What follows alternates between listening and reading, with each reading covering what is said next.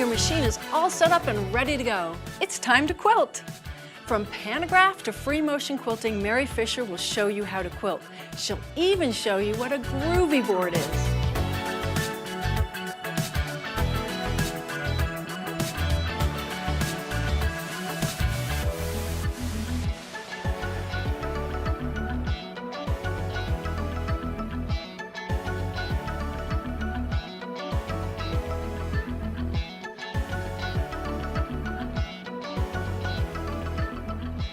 Mary, what are we doing at the back of the machine?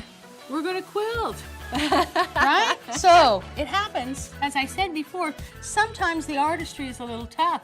So what if I had a pattern that's already drawn out for me, and all I needed to do was follow the line? Hey! Doesn't get much simpler than that. That's right.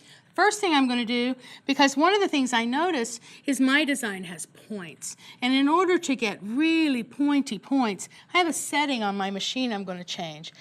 While it's still regulated, and that's the promise of stitches per inch, I'm going to set it in a cruise mode, which gives me a consistent stitches per minute also. That way, as I come into a point and come back out of it, in that natural pause that occurs, my machine's going to take a couple of extra stitches. Oh, and that's that wonderful crisp turning point. That's my crisp turning point.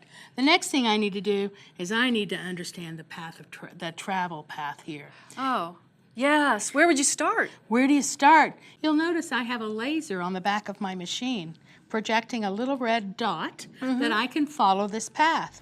I need to know what that path is, so I'm just going to use my finger. It both helps me plan ahead to know what's coming ahead. As well, it helps me develop those muscle memories so that I know where I'm going. My next step is to start quilting. Woohoo! Right? I have all the same tools on the back of my machine that I have from the front, and ready, set, go.